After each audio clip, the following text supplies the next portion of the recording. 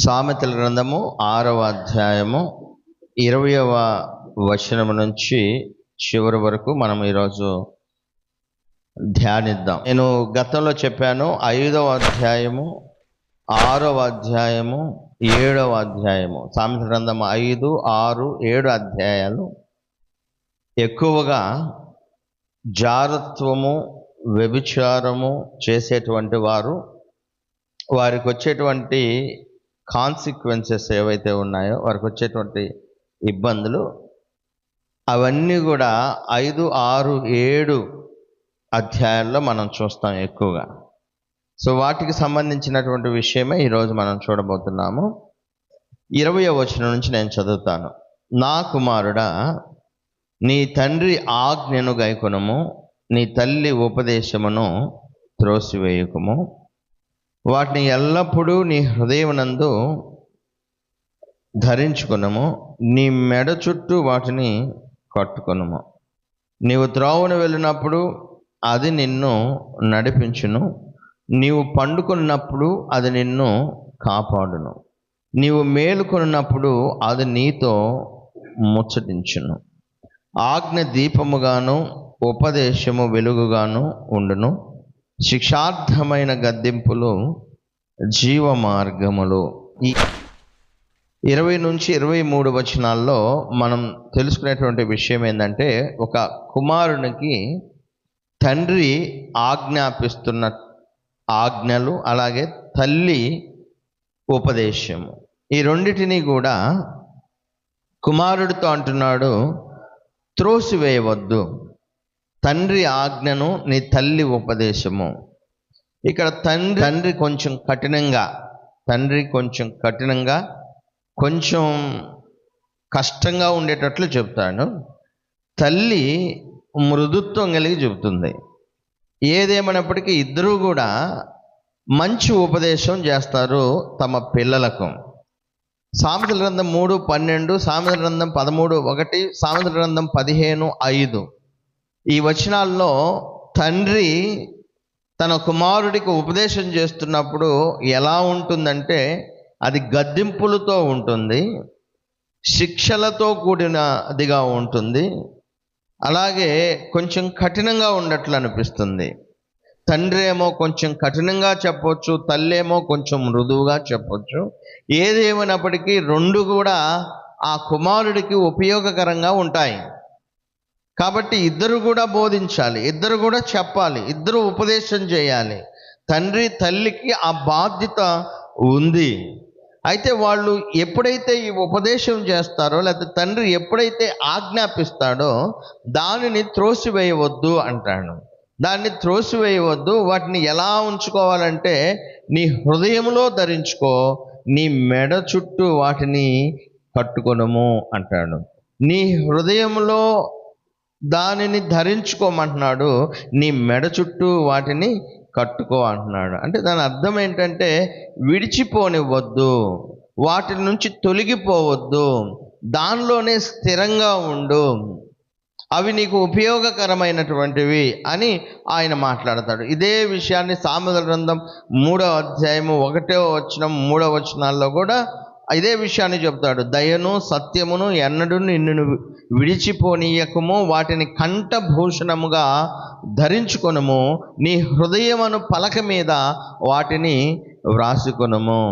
అంటే ఒక కంఠభూషణము, దాన్ని చూడండి, ఏదైనా మనం మెడలో వేసుకున్నామంటే, లేకపోతే టై చేసామంటే ఏదైనా, ఖచ్చితంగా అది ఎప్పుడు కూడా మనకు స్పర్శలో ఉంటూనే ఉంటుంది.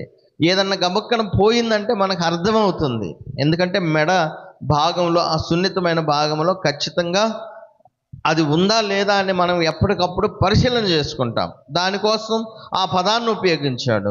దేవుని యొక్క వాక్యాన్ని చాలా జాగ్రత్తగా మీ కంఠభూషణంగా ధరించుకోండి, హృదయంలో దానిని ధరించుకోండి, లేకపోతే హృదయం అనే పలక మీద వాటిని రాసుకోండి. దీని అర్థం, అసలు వాక్యాన్ని మర్చిపోవద్దు, ఆజ్ఞలను విడిచిపోవద్దు, తల్లి చెప్పిన బోధను త్రోసివేయవద్దు, దానిలోనే నిలబడి ఉండండి.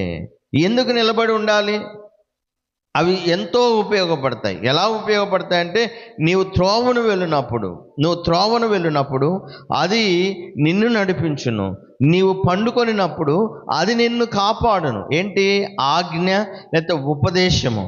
తండ్రి యొక్క ఆజ్ఞ, తండ్రి యొక్క లేకపోతే తల్లి యొక్క ఉపదేశము మనల్ని ఏం చేస్తుంది అంటే, త్రోవను వెళ్ళినప్పుడు అది నిన్ను నడిపించును, నీవు పండుకొనినప్పుడు అది నిన్ను కాపాడును, నీవు మేలుకొనినప్పుడు అది నీతో ముచ్చటించును. Which means the intimate relationship అనేది ఎవరి మధ్య ఉంటుంది అంటే, ఒక భార్యాభర్తల మధ్య, స్నేహితుల మధ్య ఉంటుంది. అంటే ప్రతి సందర్భంలో, ప్రతి సమయంలో వాళ్ళు చాలా దగ్గరగా ఉంటారు. When you walk, when you sleep and when you wake up. నువ్వు లేచినప్పుడు, నిద్రపోతున్నప్పుడు, లేకపోతే పండుకున్నప్పుడు, లేకపోతే నడుస్తున్నప్పుడు, అన్ని సందర్భాల్లో ఎక్కువగా అంత ఇంటిమేట్ రిలేషన్షిప్, ఒక భార్యాభర్తల మధ్య ఎంత రిలేషన్షిప్ ఉంటుందో, ఆజ్ఞలు ఉపదేశాలతో నీకు అంత క్లోజ్నెస్ ఉండాల. అప్పుడు అంటే నువ్వు పండుకున్నప్పుడు, లేచినప్పుడు, నడుస్తున్నప్పుడు ఈ ఆజ్ఞలు నిన్ను కాపాడుతాయి. ఉపదేశము నిన్ను కాపాడుతుంది. తండ్రి తల్లి మీకంటే అనుభవ జ్ఞానం కలిగినటువంటి వారు నీకంటే ముందు పుట్టినటువంటి వారు నీకంటే వయసులో ఉన్నటువంటి వారు, నీవు అనుభవించినటువంటివి అనేకమైన వాళ్ళు అనుభవించి వచ్చినటువంటి వాళ్ళు. కాబట్టి ఆ అనుభవజ్ఞులైనటువంటి వారు చెప్పేటువంటి ఆజ్ఞలను, ఉపదేశాన్ని నువ్వు మర్చిపోవద్దు. తండ్రి యొక్క ఆజ్ఞ దీపముగాను, అలాగే తల్లి యొక్క ఉపదేశము, ఆ పైన విషయాలే చెబుతున్నాడు. ఆజ్ఞ, తండ్రి ఆజ్ఞ, తల్లి ఉపదేశము ఒకటేమో దీపముగాను, ఒకటేమో వెలుగుగాను ఉండును. ఈ రెండిటికి మించింది శిక్షార్థమైన గద్దింపులు ఇంకా మేలు. సో ఇప్పుడు వెలుగు ఎంత మేలు? దీపపు వెలుగు లేకపోతే వెలుగున్నటువంటి ప్రాంతము ఎంత మేలు? చీకటి కంటే వెలుగు ఎంతో ప్రయోజనము. శిక్షార్థమైన గద్దింపులు ఇంకా మేలు. సో ఇప్పుడు మనము పొందేటువంటి ఉపదేశము, మనం పొందేటువంటి ఆ బోధ ఏదైతే ఉందో అది ఒక్కొక్కసారి కఠినంగా ఉండొచ్చు, మృదువుగా ఉండొచ్చు, లేదా ఒక్కొక్కసారి శిక్షతో కూడినవి ఉండొచ్చు. ఈ మూడు కూడా కుమారుడికి మేలే. అవి నష్టము చేసేవి కావు. సామెతల గ్రంథం 3వ అధ్యాయము 23-24 వచనాల్లో ఈ విధంగా ఉంది. అప్పుడు నీ మార్గమున నీవు సురక్షితంగా నడిచెదవు, నీ పాదము ఎప్పుడునూ తొట్టిల్లదు, పండుకొనినప్పుడు నీవు భయపడవు, నీవు పరుండి సుఖంగా నిద్రించెదవు అనే మాట చెప్తున్నాడు. అంతేకాదు, కీర్తన గ్రంథం 119:105లో వాక్యము కూడా ఇలాగే పోలుస్తున్నాడు. వాక్యము నా పాదములకు దీపము, త్రోవకు వెలుగు. వాక్యము పాదముకు దీపము, త్రోవకు వెలుగై ఉన్నది. అంటే ఉపదేశము లేకపోతే ఆజ్ఞ. ముఖ్యంగా తండ్రి యొక్క ఆజ్ఞ, తల్లి యొక్క ఉపదేశము దైవికమైనటువంటి వాక్యముతో కూడుకున్నవైతే అవి చాలా మేలు. 24వ వచనం చూద్దాం. 24వ వచనము, చెడు స్త్రీ యొద్దకు పోకుండాను, పరస్త్రీ పలుకు ఇచ్చికపు మాటలకు లోబడకుండాను అవి నిన్ను కాపాడును. ఇక్కడ చెడు స్త్రీ అనేదాన్ని కొన్ని వర్షన్స్లో ఎలా ఉందంటే, when married women tempts you అనే పదాన్ని ఉపయోగించండి. ఇక్కడ వివాహం అయ్యి కూడా చెడ్డ స్థితి కలిగినటువంటి ఆమె, వైవాహిక జీవితాన్ని సరిగ్గా జీవించినటువంటి ఒక చెడ్డ స్త్రీ, వివాహమైనటువంటి స్త్రీని గురించి మాట్లాడుతూ ఉన్నాడు. సో ఇటువంటి స్త్రీలు ఎవరైతే ఉన్నారో, చెడ్డ స్త్రీలు, వారి వద్దకు పోకుండా, వారి యొక్క ఇచ్చకపు పలుకులకు లోబడకుండా ఆజ్ఞ, ఉపదేశము నిన్ను కాపాడుతాయి. మనం అంతకుముందు 5వ అధ్యాయంలో మనం చెప్పుకున్నాం ఏమని, జార స్త్రీ పెదవుల వెంట తేనె కారును, దాని మాటలు నూనె కంటే నునుపైనవి. అట్రాక్టివ్ వర్డ్స్ అంటారు. ఆ అట్రాక్టివ్ అంటే ఆకర్షణీయంగా ఉంటాయి. సో ఇప్పుడు ఆజ్ఞ, ఉపదేశం ఏం చేస్తుందంటే, చెడ్డ స్త్రీ లేకపోతే పరస్త్రీ యొక్క వారి వద్దకు పోకుండా, వారి పలుకు ఇచ్చకపు మాటలకు లోబడకుండా అవి నిన్ను కాపాడతాయి. దేవుని యొక్క సన్నిధికి వచ్చి వాక్యం వింటే మేలేనండి, నష్టమేమి లేదు. ఎంత మేలంటే చాలా మేలు. ఎంత మేలంటే మన జీవితాలు సరైపోతాయి, మన అజ్ఞానం మనలో నుండి తొలగిపోతుంది, మనలో ఉన్నటువంటి ఆ తెలివి తక్కువ తనం పోతుంది, ఏది మంచిది ఏది చెడు అని మనం అర్థం చేసుకోగలుగుతాము. దేవుడు అంత జ్ఞానాన్ని మనకిస్తాడు. ఇక్కడ అదే చెబుతున్నాడు, ఉపదేశము, ఆజ్ఞ అనేది తండ్రి తల్లి, అది ముఖ్యంగా భక్తి కలిగినటువంటి వారు వాక్యానుసారమైనటువంటి ఉపదేశము, వాక్యానుసారమైనటువంటి ఆజ్ఞలు ఏం చేస్తాయంటే నీ పాదములకు దీపము, నీ త్రోవకు వెలుగుగా ఉంటాయి. అవేం చేస్తాయంటే, ఒకవేళ నువ్వు ఎవరైనా చెడ్డ స్త్రీని లేకపోతే చెడ్డ పురుషుణ్ణి నువ్వు ఎదుర్కోవాల్సిన పరిస్థితి వచ్చినప్పుడు, వాళ్ళ యొక్క ఇచ్చకపు మాటలు, వాళ్ళ అట్రాక్టివ్ వర్డ్స్ ఏవైతే ఉన్నాయో వాటిలో పడిపోకుండా అవి నిన్ను కాపాడతాయి, అవి నీకు బుద్ధినిస్తాయి, నువ్వు తెలివిగా ప్రవర్తిస్తావు. ఆ తర్వాత అంటున్నాడు 25వ వచనంలో, దాని చక్కదనమునందు నీ హృదయములో ఆశపడకము. దాని చక్కదనమునందు నీ హృదయములో ఆశపడకము, అది తన కనురెప్పలను చికిలించి నిన్ను లోపరచ కొన నీయకము. అది తన కనురెప్పలను చికిలించి నిన్ను లోపరచుకొన నీయకము. ఇక్కడ విషయం ఏంటంటే, there are lot of attractive things around us, there are lot of beautiful things around us. ఇక్కడ మనం చూడండి, మన చుట్టూ చాలా అందమైనటువంటివి, ఆకర్షించేవి చాలా ఉంటాయి. అది ఒక మంచి కాయ కావచ్చు, ఒక మంచి కారు కావచ్చు, ఒక మంచి ఇల్లు కావచ్చు, ఇట్లా చెప్పుకుంటూ పోతే చాలా ఉన్నాయి. ద ఎక్స్పెన్సివ్ క్లోత్స్ చూడంగానే అనిపిస్తుంది, ఈ వస్త్రం బాగా తలతల్లాడుతుంది, దీన్ని పొందాలి. అలాగే ఇదిగో ఈ బంగారపు వస్తువు, అదేదైనా సరే అది కూడా చాలా బాగా రమ్యంగా ఉంటుంది కంటికి, దాన్ని మనం పొందాలి అనేటువంటి ఆశ ప్రతి చక్కదాని, అంటే ప్రతి అందంగా ఉన్నటువంటి దాని మీద సహజంగా మనిషికి వస్తూ ఉంటుంది.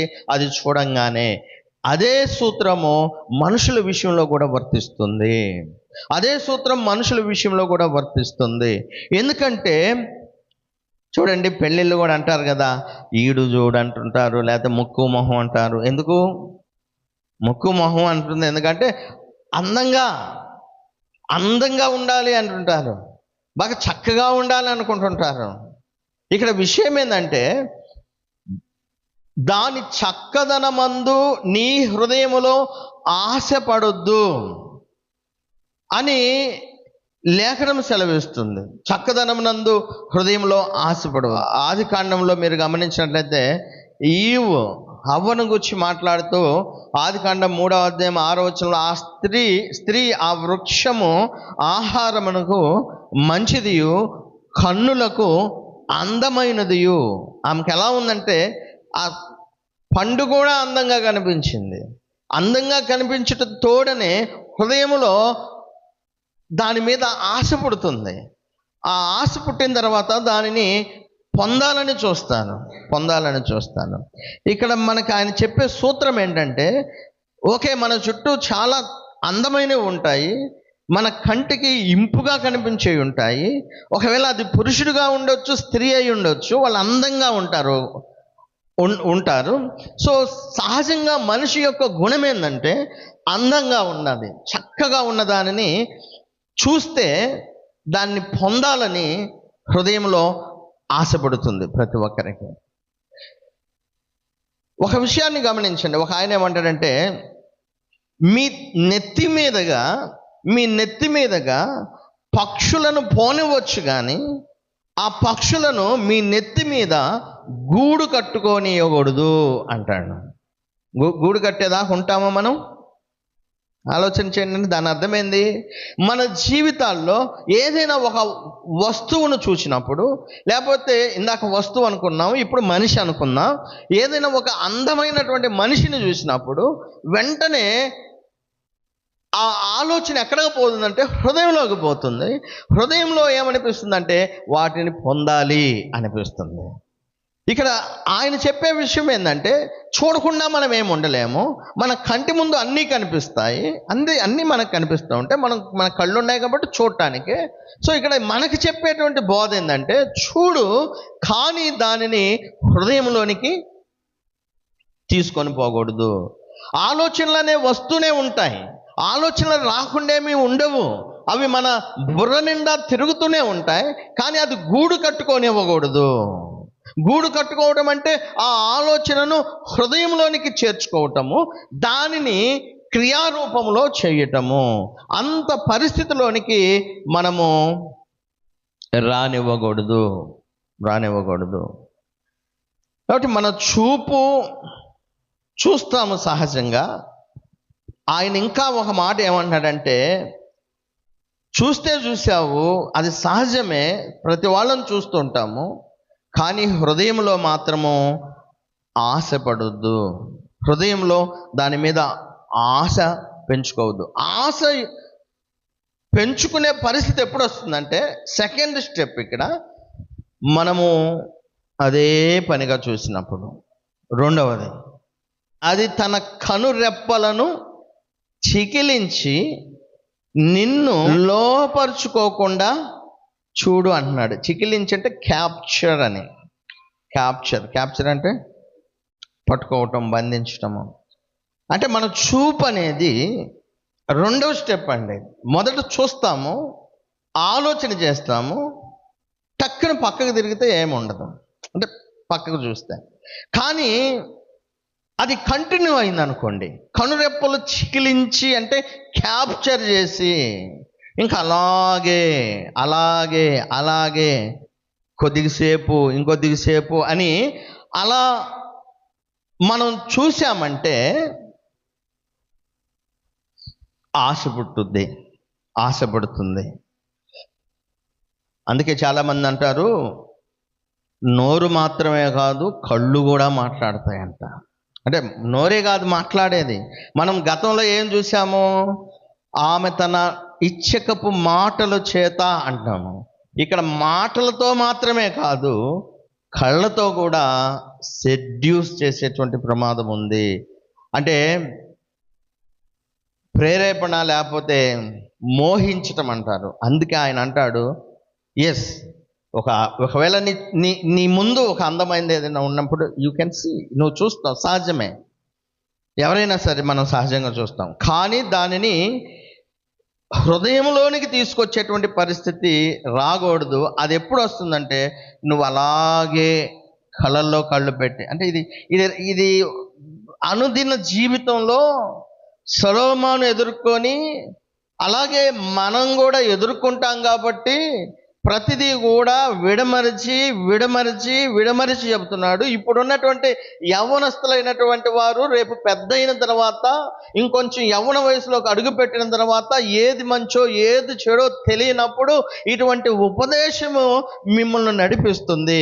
మీ కళ్ళ ముందు ఏదైనా ఒక అందమైనది కనిపించినప్పుడు, అది పురుషుడు కావచ్చు, స్త్రీ కావచ్చు, మీరు కళ్ళల్లో కళ్ళు పెట్టి అంతసేపు లేకపోతే చికిలించి చూసేంత వరకు కూడా, క్యాప్చర్ చేసేంత వరకు కూడా మీరు చూడకూడదు అని చెప్పడానికి ముందుగానే ఆయన స్పష్టంగా రాయించి ఇక్కడ చెబుతున్నాడు, మీరు అంత దాకా రానివ్వద్దు. సో ఒకటి, ఆశపడకూడదు హృదయంలో, అలాగే ఎక్కువసేపు అలాగే చూస్తూ ఉండకూడదు. సామెతల గ్రంథం 4వ అధ్యాయము 25వ వచనం చూద్దాం. నీ కన్నులు ఇటు అటు చూడక సరిగాను, నీ కనురెప్పలు నీ ముందర సూటిగాను చూడవలెను. నీ కన్నులు ఇటు అటు చూడక సరిగాను నీ కనురెప్పలు నీ ముందర సూటిగాను చూడవలెను. ఏదో ఒక దురాశ ఉన్నప్పుడు లేదా చెడ్డ తలంపులు ఉన్నప్పుడే మనం అన్నీ చూడాలనుకుంటాము, అన్నీ గమనిస్తూ ఉంటాము, అటు చూస్తాము ఇటు చూస్తాము. కొంతమంది ఉన్నారండి, సైకిళ్ళ మీద బండ్ల మీద పోతూ ఉంటారు. ఎవరన్నా స్త్రీ పోతా ఉందనుకో ముందు చూడరు, ఇటు చూస్తూ నడుపుతారు. ఇదేంటి అంటే ఇటువంటి వాళ్ళు చాలా, ఇది రియల్గా జరుగుతున్నటువంటి విషయాలండి ఇవన్నీ కూడా. ఇంతకుముందు అయితే స్త్రీలు తలంచుకొని నడిచేవాళ్ళు. మేము చదువుకునే రోజుల్లో ఇంటర్మీడియట్ టైంలో వాళ్ళు ఇక్కడ తలంచితే అల్ల అక్కడ ఇది చేసేవాళ్ళు. ఇప్పుడు ఏం చేస్తున్నారంటే అసలు ఏకంగా పురుషుల్నే టీజ్ చేస్తున్నారు. వాళ్ళే వీళ్ళకంటే ముందు వాళ్ళే వీళ్ళని టీజ్ చేసే స్టేజ్కి వెళ్ళిపోయింది ఇప్పుడు పరిస్థితి. అది దారుణమైనటువంటి విషయాలు. ఇక్కడ విషయం ఏంటంటే ఏదో దుప్పటా కప్పుకోవాలి లేకపోతే ముసుగేసుకొని పోవాలి స్త్రీ అని నేను అంటలేదు. కానీ ఇక్కడ విషయం ఏంటంటే, లేకపోతే పురుషుడైనా సరే నీ కనురెప్పలు నీ కళ్ళు నీ ఎదుట సరిగ్గా చూస్తూ నువ్వు నీ దారిని చూడు, నువ్వు వెళ్ళే మార్గాన్ని చూడు. అంతేగాని అటు ఇటు ఏదో కావాలనే ఆలోచనతో నువ్వు చూడబాకు. యోబు గ్రంథం 31వ అధ్యాయము 1-2 వచనాల్లో అలాగే 7వ వచనాల్లో ఆయన మాట్లాడేటువంటి విషయం ఏంటంటే, నేను నా కన్నులతో నిబంధన చేసుకుంటుని కన్యకను నేను ఎలాగూ చూచుదును, అలాగూ చేసిన యెడల పరమునున్న దేవుని ఆజ్ఞ ఏమవును, ఉన్నత స్థలమునున్న సర్వశక్తిని స్వాస్థ్యమేమగును. అంటే కన్యకను చూడటం అంటే అర్థం ఏంది? మామూలుగా చూడటం అని కాదు, వేరే చూపుతో వేరే ఉద్దేశంతో నేను చూడను. సహజంగా కన్యకలు ఎదురుపడుతుంటారు, చూస్తుంటారు, అది వేరే విషయము. కానీ ఇక్కడ దీని ఉద్దేశం ఏంటంటే చెడు ఉద్దేశంతో నేను చూడను, కాబట్టి నేను నా కన్నులతో నిబంధన చేసుకొని ఉన్నాను అని ఆయన మాట్లాడతాడు. 7వ వచనం కూడా చూడండి. 7వ వచనము, న్యాయమైన త్రాసులో ఆయన నన్ను తూచునుగాక, నేను త్రోవ విడిచి నడిచిన ఎడల నా మనస్సు నా కన్నులను అనుసరించి సంచరించిన ఎడల మాలిన్యం ఏమైనను నా చేతులకు తగిలిన ఎడల అని మాట్లాడుతున్నాడు. అంటే నా కన్నులు నా మనసును అనుసరించి నడవలేదు. మనసు ఒకటి చెబుతా ఉంది, కన్నులు చూసేదాన్ని బట్టి. కాబట్టి మనసు చెప్పిన దాన్ని ఆయన వినట్లేదండి. ఆయన కన్నులు పవిత్రంగా ఉంచుకున్నాడు, ఆయన చూపు పవిత్రంగా ఉంచుకున్నాడు. వేరే ఉద్దేశాలు వేరే చూపుతో స్త్రీలను ఆయన చూడలేదు, కన్యకలను వేరే ఉద్దేశంతో ఆయన లేడు. అందుకే దేవునితో ఆయన ఏమంటున్నాడంటే, దేవుడు నన్ను తూచునుగా. కీర్తన గ్రంథము 119వ అధ్యాయము 18వ వచనము, నేను నీ ధర్మశాస్త్రమునందు ఆశ్చర్యమైన సంగతులను చూచినట్లు నా కన్నులు తెరువుము. దేవా, నా కన్నులు తెరిస్తే, నా కన్నులు నిజంగా ఈ కళ్ళు సరిగ్గా నా అంతరంగా లేకపోతే మనోనేత్రాలను నువ్వు వెలిగిస్తే నా కళ్ళు చూసేది ఏంటంటే నీ ధర్మశాస్త్రంలో ఉన్నటువంటి గొప్ప సంగతులు, నీ ధర్మశాస్త్రంలో ఉన్న ఆశ్చర్య సంగతులు, వీటిని చూసేటట్లు నా కళ్ళను తెరువు. మనందరి ప్రార్థన అదే అయి ఉండాలి. చెడు చూపుతో చూడటము మన జీవితాల్లో లేకుండా దేవుడు చేయుడుగా కానీ మనము ప్రార్థించాలి. నీ ధర్మశాస్త్రంలో ఉన్నటువంటి సంగతులు, నేను ఆశ్చర్యమైన సంగతులు చూసేటట్లు నా కళ్ళు తెరువు దేవా అని మనం ప్రార్థన చేయాలి. యోబులాగా నన్ను తూచు, నా కనుచూపు విషయంలో నేను ఒకవేళ తప్పుడు ఉద్దేశాలతో నేను కన్నికను చూశానేమో నన్ను పరిశీలన చేయని మనము దేవుణ్ణి అడిగే పరిస్థితిలో ఉండాలా. అంత పవిత్రంగా మన కళ్ళను ఉంచుకోవాలా. యేసుక్రీస్తు ప్రభు వారి మాట బాగా గుర్తుంది కదా, మత్తయి సువార్త ఏమని చెప్తాడు? 5వ అధ్యాయం 28-29, నేను మీతో చెప్పున్నదేమనగా, ఒక స్త్రీని మోహపు చూపుతో చూచు ప్రతివాడు అప్పుడే తన హృదయమందు ఆమెతో వ్యభిచారము చేసిన వాడగును. అందుకని నీ కుడి కన్ను నిన్ను అభ్యంతరపరిచిన యెడల దాన్ని పెరికి నీ యొద్ద నుండి పారవేయి. నీ దేహమంతయు నరకంలో పడవేయబడకుండా నీ అవయవములో ఒకటి నశించుట నీకు ప్రయోజనము కదా. కాబట్టి స్త్రీని మోహపు చూపుతో చూడకూడదు, లేకపోతే స్త్రీ పురుషుణ్ణి మోహపు చూపుతో చూడకూడదు. యోబులాగా అనుకోవాలి, కన్నులతో నిబంధన చేసుకోవాలి. అలాగే మన ఎదుట అందమైనవి రమ్యమైనవి మన ఎదుట కనిపిస్తూనే ఉంటాయి, కానీ మన చూపు ఎలా ఉండాలో జాగ్రత్తగా చూడాలి. మనము వేరే ఉద్దేశాలు మనసులో పెట్టుకోకూడదు. కళ్ళు చికిలించి చూసి లోబరుచుకునే అంత దాకా రాకూడదు.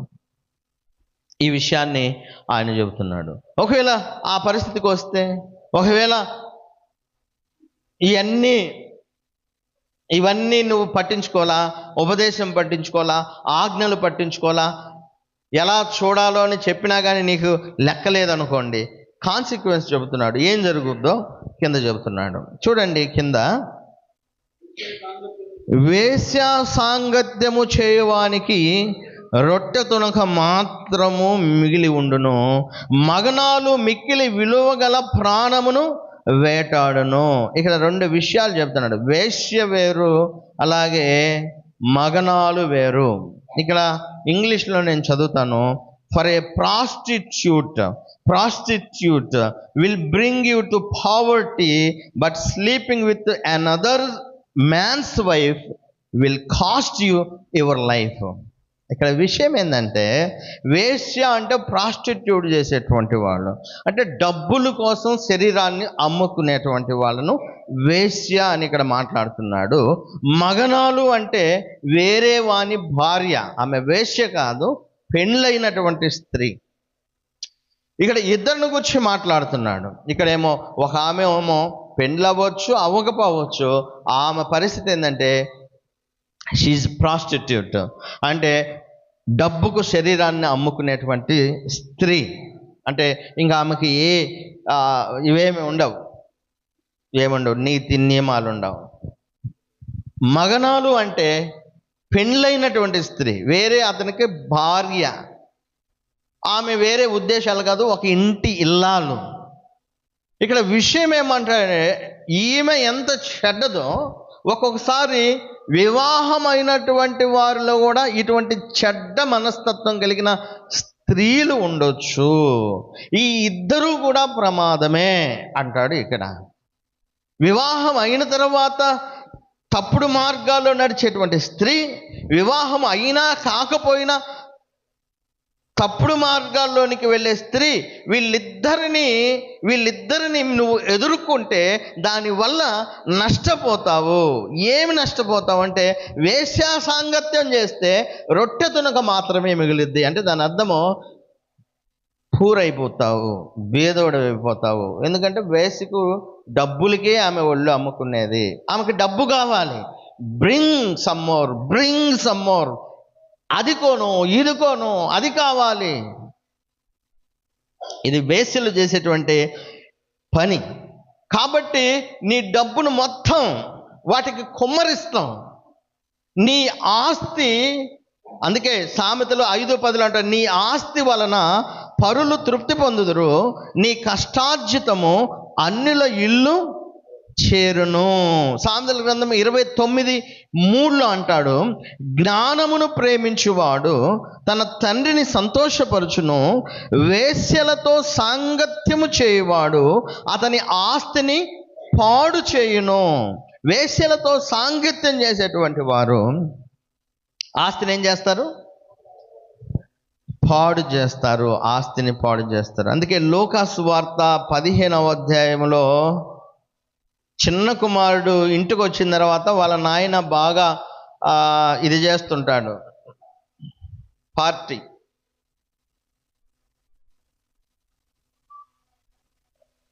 చిన్న కుమారుడు ఇంటికి వచ్చినప్పుడు తన తండ్రి సంతోషంగా తన కోసం పార్టీ చేస్తున్నప్పుడు పెద్ద కుమారుడు వచ్చి అంటున్న విషయం ఏంటంటే 15వ అధ్యాయం 30వ వచనంలో, అయితే నీ ఆస్తిని వేశ్యలతో తినివేసిన నీ ఆస్తిని వేశ్యలతో తినివేసిన ఈ నీ కుమారుడు రాగానే వీని కొరకు కొవ్విన దూడను వధించితమని చెప్పాను. అంటే వేశ్యలతో సాంగత్యం చేస్తే డబ్బు పోతుంది, ఆస్తి పోతుంది, నీ కష్టార్జితం పోతుంది.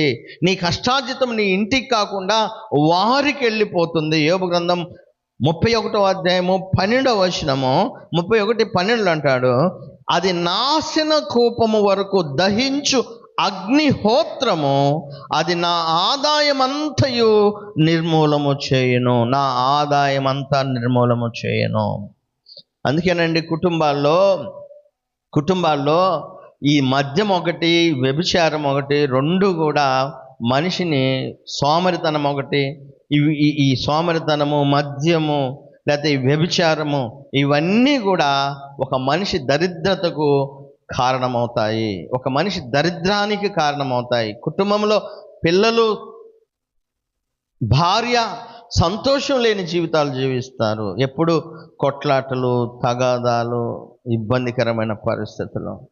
వీటితో డబ్బు పాడు చేస్తారండి, వీటితో ఆస్తి పోతుంది. ఆస్తులు అమ్ముకున్న వాళ్ళు ఉన్నారు, ఆస్తులు అమ్ముకున్న వాళ్ళు ఉన్నారు. ఇది ట్రూ అండి, ఇది నిజం, అంటే ఇది వాస్తవం. ఇది దాన్ని మళ్ళా ఆయన జ్ఞాపకం చేస్తున్నాడు. నా కుమారుడా, తండ్రి యొక్క ఆజ్ఞను, తల్లి యొక్క ఉపదేశమును నువ్వు మరవద్దు, వాటిని దూరం చేసుకోవద్దు, వాటిని నీ హృదయంలో ధరించుకో, నీ మెడ చుట్టూ కంఠభూషణంలాగా ధరించుకో. అవి నీవు నడుస్తున్నప్పుడు, పండుకున్నప్పుడు, త్రోవలో నడుస్తున్నప్పుడు, పండుకున్నప్పుడు, లేచినప్పుడు అవి నీతో ముచ్చటిస్తాయి.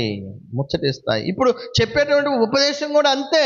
మనం బయటికి వెళ్ళి నడుస్తూ ఉన్నప్పుడు, ఇప్పుడు మనం వాక్యం ఉన్నాము, ఒకవేళ మన ఎదుటే మనల్ని సెడ్యూస్ చేసే, మన హృదయాన్ని మోసపరిచే ఒక అందమైనది మన ముందున్నప్పుడు మనం ఏం చేస్తామంటే ఎక్కువసేపు దానికి వెళ్ళి చూడము. ఎందుకంటే ఉపదేశం మనల్ని ఆ పని చేస్తుంది, ఆజ్ఞ మనల్ని సరిచేస్తుంది, అందుకేనండి చర్చికి వెళ్ళే వాళ్ళని చేసుకోండి, ప్రార్థనకి వెళ్ళే వాళ్ళని చేసుకోండి, వివాహాలు చేసుకుంటే అందము కాదు చూడాల్సింది అంటాం కదా. అందము మోసకరము, సౌందర్యము వ్యర్థము. అంటే చికిలించి చూస్తే నువ్వు దాన్ని అనుభవించాలని అనుకుంటే అసలు అందము మోసకరము, దానిలో చాలా మోసం ఉంది. సౌందర్యము వ్యర్థము. అంటే సౌందర్యం ఎప్పుడూ ఉండేది కాదు. వెన్ టైం గోస్, అది వెళ్తూ ఉన్నప్పుడు అందం కూడా పోతూనే ఉంటుంది. కొద్ది జుట్టు ఊడుతూ ఉంటుంది, భవిష్యత్తులో బోడిగుండు అవుద్ది. అంటే మగవాళ్ళకైతే ఈ బట్టన్ ఎత్తు వస్తుంది, తెల్ల జుట్టు వస్తుంది, ఆడవాళ్ళు మొహాలు అంటే అందరి చేంజ్ అయిపోద్ది వయసు పోయే కొద్దీ. అర్థమవుతుందా? కాబట్టి అందము మోసకరము, సౌందర్యము వ్యర్థము. యెహోవా యందు భయభక్తులు కలిగిన స్త్రీ కొనియాడబడుతుంది, భయభక్తులు కలిగిన స్త్రీ కొనియాడబడుతుంది. అందుకే మరి సంఘాల్లో చెప్పేది ఏంటంటే, యవ్వన వయసులో ఉన్నప్పుడు మనకు అర్థం కాదు, అందం కావాలా అది ఇది అంటుంటారు, నాకు పెళ్లి కావాలంటే. కొద్దిగా వయసు వచ్చిన తర్వాత, అనుభవ జ్ఞానం వచ్చిన తర్వాత మీకు అర్థమయ్యే విషయం ఏంటంటే, అందం కాదు ముఖ్యము, గుణము, మంచితనము ముఖ్యము. చర్చికి వచ్చి వాక్యాన్ని వింటే అది అర్థమవుతుంది. సో ఇప్పుడు నష్టం ఏంటి అంటే ఆస్తిని పోగొట్టుకుంటారు.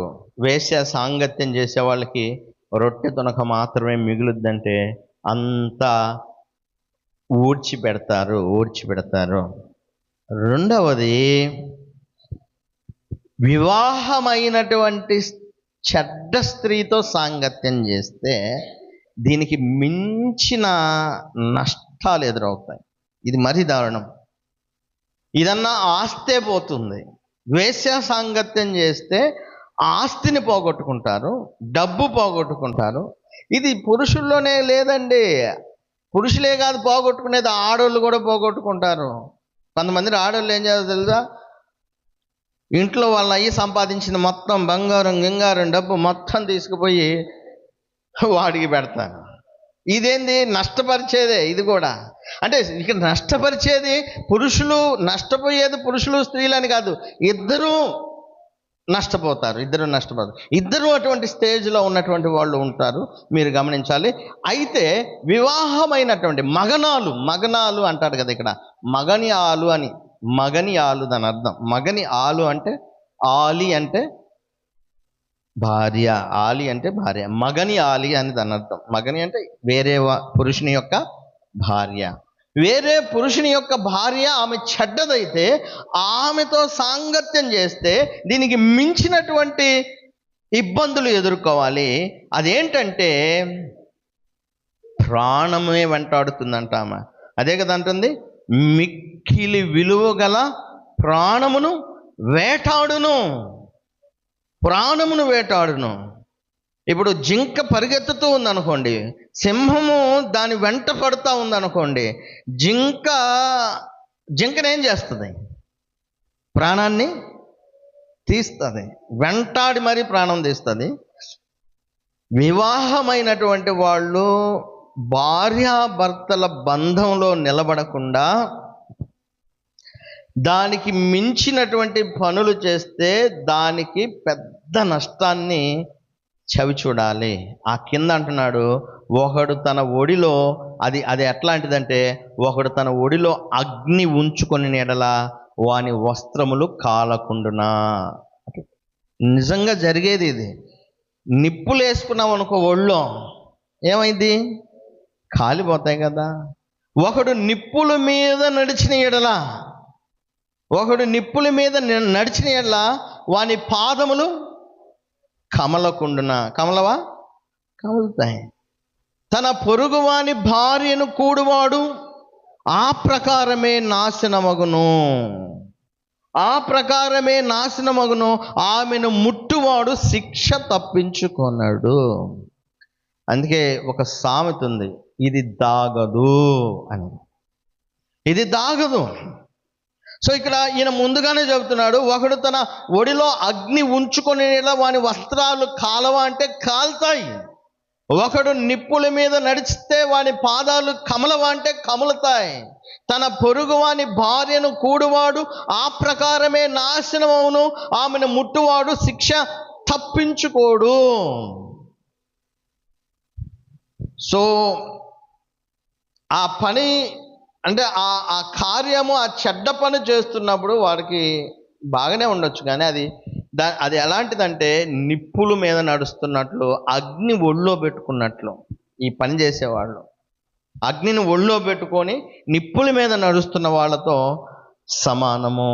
ఇంకా కింద ఒక వచనాన్ని చూడండి, దొంగ ఆకలి కొని ప్రాణరక్షణ కొరకు, నేను త్వరగా ముగింపులోనికి వెళ్తా. దొంగ ఆకలి కొని ప్రాణరక్షణ కొరకు దొంగిలిన ఎడల ఎవరును వారిని తిరస్కరింపరు కదా. వాడు దొరికిన ఎడల 7 అంతలు చెల్లింపవలెను, తన ఇంటి ఆస్తి అంతయు అప్పగింపవలెను. జారత్వము జరిగించేవాడు కేవలము బుద్ధిశూన్యుడు, ఆ కార్యము చేయువాడు స్వనాశనమును కోరువాడు. ఎందుకు బుద్ధి లేనివాడు అంటున్నాడు? జారత్వం చేసేవాడు ఎందుకు బుద్ధి లేనివాడు? ఎందుకు బుద్ధి లేనివాడు అంటే పై వచనాలు ఏమంటారంటే, దొంగ ఉన్నాడు అనుకోండి, దొంగ ప్రాణరక్షణ కోసం అంటే తన ప్రాణాన్ని నిలుపుకోవటానికి, ఆహారాన్ని ఏదన్నా ప్రాణం నిలుపుకోవటానికి దొంగతనం చేశాడు అనుకోండి. దొంగతనం చేస్తే వాడు దొరికితే ఎంత చెల్లించాలా? 7 అంతలు. ఈ విషయం నిర్గమాకాండం 22వ అధ్యాయము 1వ వచనం చదవాల్సిన అవసరం లేదు, సమయం లేదు, మీరు తర్వాత చదువుకోండి. నిర్గమాకాండం 22వ అధ్యాయము 1వ వచనము, నిర్గమాకాండం 22వ అధ్యాయము 4వ వచనంలో ఉంటుంది. వీడు దొరికితే, నేను ఒక్కటి చదువుతా. ఒకడు ఎద్దునైనను గొర్రెనైనను దొంగిలించి దాని అమ్మినను చంపినను, ఆ ఎద్దుకు ప్రతిగా 5 ఎద్దులను, ఆ గొర్రెకు ప్రతిగా 4 గొర్రెలను ఇయ్యవలెను. అంటే డబుల్ ఇవ్వాలా, ఎక్కువ ఇవ్వాలా. అంటే దొరికాడంటే, దొంగ దొరికితే ఎక్కువ సమర్పించుకోవాలి. ఒక్కొక్కసారి తన ఇంటి ఆస్తంతా అప్పగించాల్సిన పరిస్థితి వస్తుంది. అయితే ఇక్కడ విషయం ఏంటంటే, ఇక్కడ ఎందుకు జాగ్రత్తం చేసేవాడు బుద్ధిహీనుడు అంటున్నాడంటే దొంగ ఒకవేళ ఎందుకు దొంగలిస్తాడు? ఇక్కడ ఇక్కడ ఇక్కడ వచనాన్ని బట్టి తన ప్రాణం ఆకలిగొని అంటున్నాడు. ఇక్కడ ఆకలిగొని ప్రాణరక్షణ కొరకు దొంగిలిచ్చాడు అనుకోండి.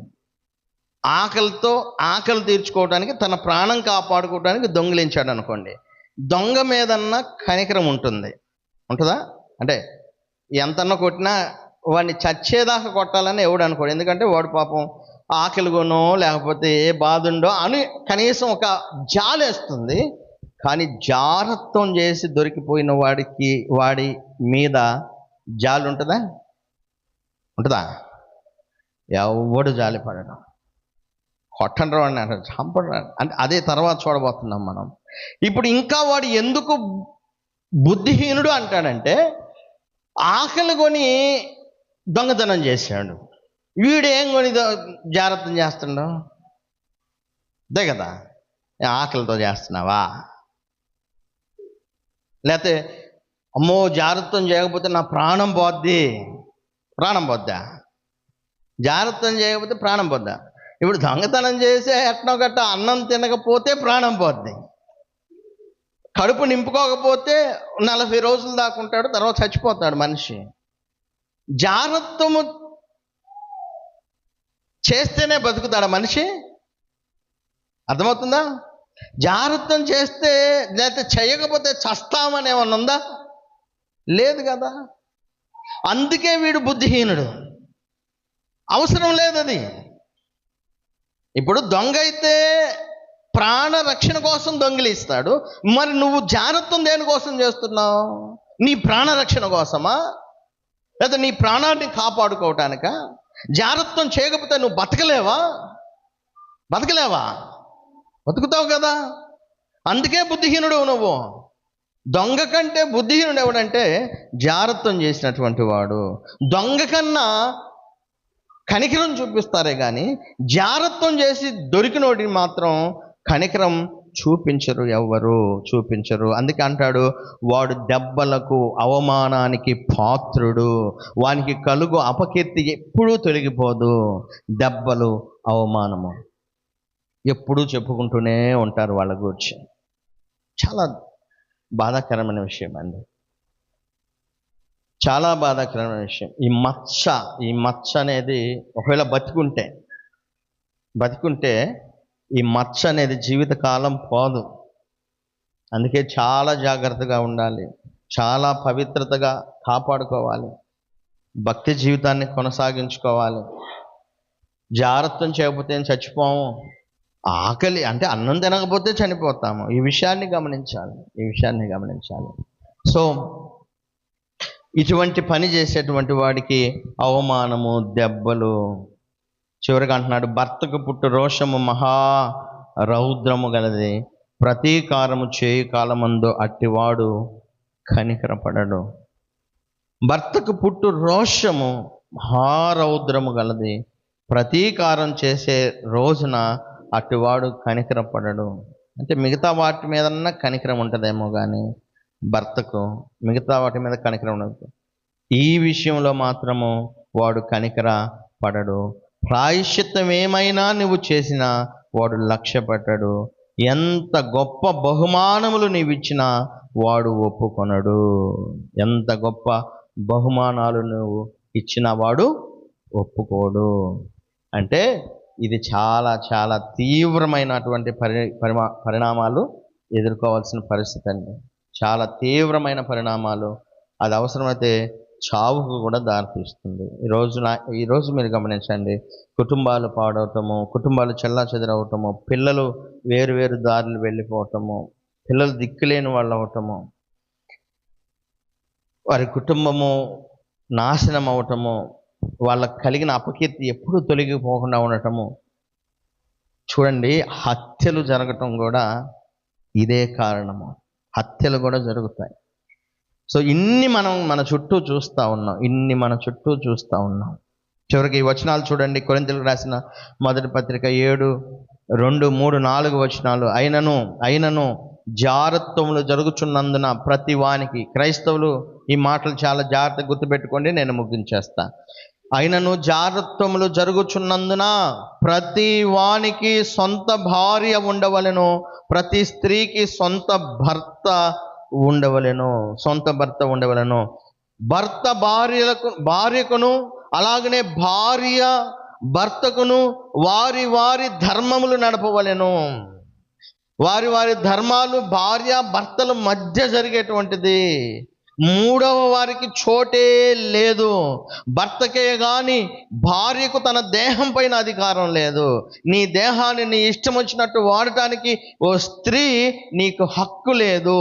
ఎందుకంటే నీ దేహం మీద హక్కు నీ భర్తకు మాత్రమే ఉంది. దాన్ని ఎట్లా పట్లే అట్లా వాడకూడదు, ఎట్లా పడితే అట్లా వాడకూడదు. అలాగే పురుషులకు కూడా చెప్తున్నాడు చూడండి, ఏమని? భార్యకే గాని భర్తకు తన దేహం పైన అధికారం లేదు. ఓ పురుషుడా, నీ దేహాన్ని నీ ఇష్టం వచ్చినట్టు వాడకూడదు. నేను మగవుణ్ణి, నేను ఏదైనా చేస్తా, నేను ఎక్కడెక్కడో తిరుగుతా, నా ఇష్టం వచ్చినట్టు ఉంటా, నన్ను ఎవరూ చూడరు అనేటువంటి ఉద్దేశాలతో మీ దేహాలను పాపానికి అప్పగిస్తే, లేకపోతే ఆమెకేంది చెప్పేది, వాళ్ళకి ఏం తెలియదు అన్నట్లుగా ప్రవర్తిస్తే బైబిల్ చెబుతుంది నీ దేహం మీద నీకు అధికారము లేదు. నీ దేహం మీద అధికారం ఉంది నీ భార్యకే. నీ దేహం మీద అధికారం ఉంది నీ భార్యకే. అలాగే భార్యలారా, మీ దేహాల మీద అధికారం ఉంది మీ భర్తలకే.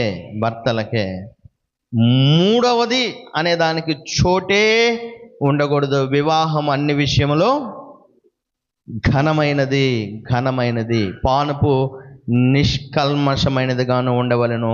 వేశ్యాసంగులకు వ్యభిచారులకు దేవుడు తీర్పు తీర్చును. వివాహము చాలా ఘనమైనది. ఆ ఘనమైన వివాహాన్ని ఘనంగా కాపాడుకోవాలి. ఎప్పుడంటే మన దేహాలను ఘనంగా ఉంచుకున్నప్పుడు, పరిశుద్ధంగా ఉంచుకున్నప్పుడు. సో ఈరోజు ఈ 6వ అధ్యాయాన్ని మనం పూర్తి చేసుకుందాం. దేవుని చిత్తమైతే వచ్చే వారం